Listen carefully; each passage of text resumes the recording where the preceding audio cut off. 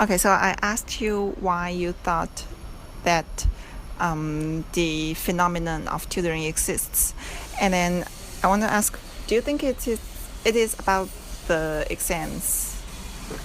Um, I think it is definitely, it has a lot to do with exams, but it comes more from, I think, parents and them being very busy and not being able to give that attention and time to their kids. So in order to help kids study better, they send them to tutorial centers or hire tutors. So although it's exam centered, but I think it comes more from other things like parents not having enough time. How about peer pressure? Do you think there's any influence of peer pressure? Again, I think when parents see other kids going to tutoring centers, for sure they will feel like, oh, am I not doing enough? Should I send my kid to tutoring centers? So I think in that sense, peer pressure more for parents than kids, because I think kids will find something to do even if they don't go to tutorial centers. How about the advertisements? Advertisements, to be honest, I don't know how much that affects, but advertisements with everything, it makes you want to do that thing or buy that service. So I'm not sure if advertisements play such a big role. I think it's more to do with exams and not enough time for parents.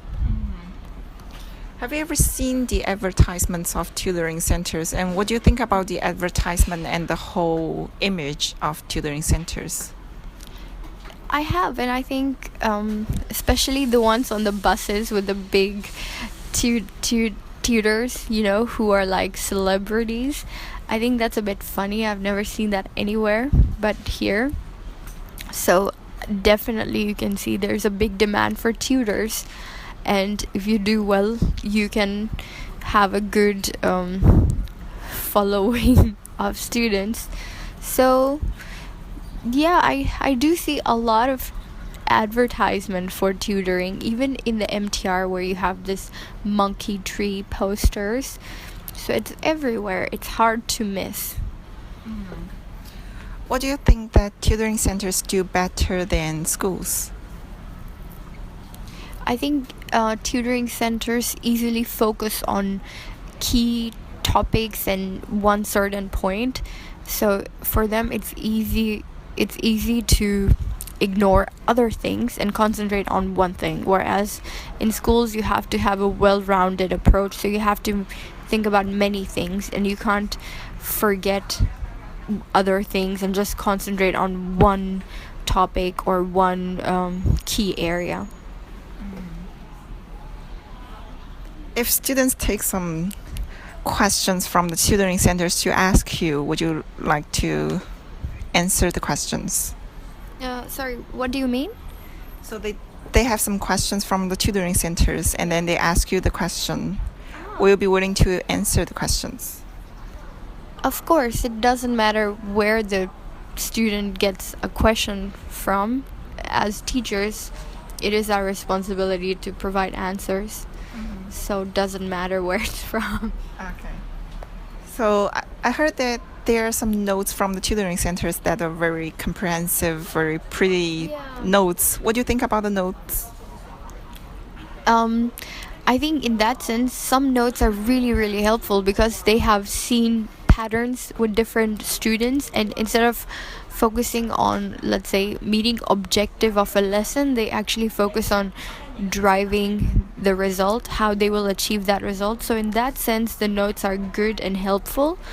So students can make good use of that, but I don't think teachers at school can make use of these kind of notes, because in school you have different objectives and you can't combine that. If you're asked to give a mark to the efficiency of tutoring in general, out of 100, how many will you give? I think there are some very good tutors, and because of them, everybody wants to go tutoring. So I think if you get an average, it is probably a lot lower. Maybe I don't know what mark I would get. Maybe out of 10, I would give 4 in general, because It's 40 in 100. yeah, 40 and 100, and that's just my guess, because I think the good tutors are few and in between, but everybody else just sort of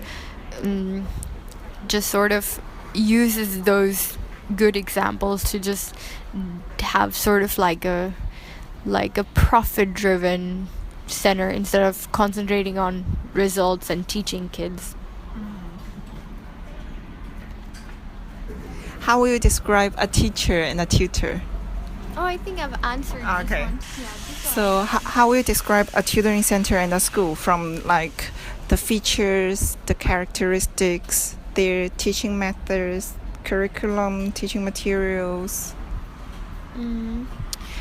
At schools, you have more resources, you have more space to do things. In tutorial centers, you have less resources, and because you have less resources, you are more focused on what you have to teach. So that is the difference I see. How about the other aspects, like teaching material, curriculum? So at schools, we have very systematic curriculums, we have systematic lessons. In tutorial centers, it is more free. It's a bit of a freestyle lesson, so you don't have set curriculum, and that's why you have to be very clear on what your objective is for the lesson or for the course. Yeah. So what do you think will be the future trend of tutoring? I don't know. I am hoping it will die down a little, because I think it just eats up so much of a child's time. And I hope it will, because nowadays people understand books are not everything. You have to balance education with a lot of other soft skills, like social skills, communication, and working in team projects, sports. All these things are important. So hopefully Asia will catch on to this too. So when you first started teaching, was there less tutoring? No, I believe it was a similar amount or even more. But because when I started teaching, I started off as a tutor, so maybe that's why I think there was more tutoring then, because I was immersed in that environment. So would you prefer less tutoring or more tutoring? Less. Definitely less. For the same reasons that I said, that, I don't think it adds much value unless it's exam time. Then you can concentrate on studying, but otherwise there should be a balance. A kid should not study all the time. So there are different types of tutoring: one-on-one, small group, big class, lecture class, and videotape. So videotape means that they video record the teaching of the tutor and then play the recording to the students for them to watch. So can you talk about the types of the tutoring? Well, I don't know much about video. How do the kids then proceed after they watch the video? They just watch the teaching. But then what do they do afterwards?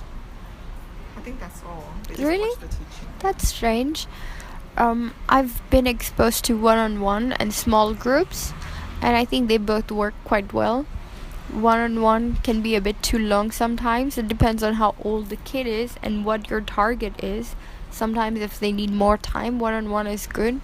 Usually small groups are the most effective, because you can concentrate on kids. You can give enough attention to each kid, but at the same time you have a social motivation. If someone is not doing well, the others can prove as good influence. So small groups work well in that sense, but they're small enough to be able to build good discipline systems and stuff like How that. many do you prefer? I think 7 would be the maximum. How about the others? Big class, lecture class, videotape. I think lecture class is the most inefficient way of tutoring and teaching, because what do? You just listen to somebody. For sure, kids are going to forget that in a little while. According to research, to what you hear, you don't retain that knowledge so much. You maybe remember 20% of what you hear, but what you see, you do remember a bit better. What you do, you are able to retain 80% of that. So I think including activities is much better than having a lone lecture type of a class. How about videotape? I am not exposed to that a lot, so I don't know much about it. I don't really understand how it works. But what do you think about just watching the videos? Well, it could be convenient if you're in the transport, in a car or train or something, and you want to make good use of your time. That's good. You can watch something useful. That's the only good thing I can think about it. Normally it's not like watching it anywhere. It's like there are two classes of students. In one class, the tutor is there. He is teaching those students, and then at the same time, the other class watch the live video of that tutor teaching. Okay. So what do you think about that? So it's like a lecture, but you're not there, so you're watching from a distance. Okay. Well, same thing about other classes. It depends on how it's taught. If it's just lecture, then it's a bit boring. If it has some activities, then that's better. But they're just watching. Okay, then that's obviously not good if they're just watching and not doing anything. Yeah. Thank you. Yeah.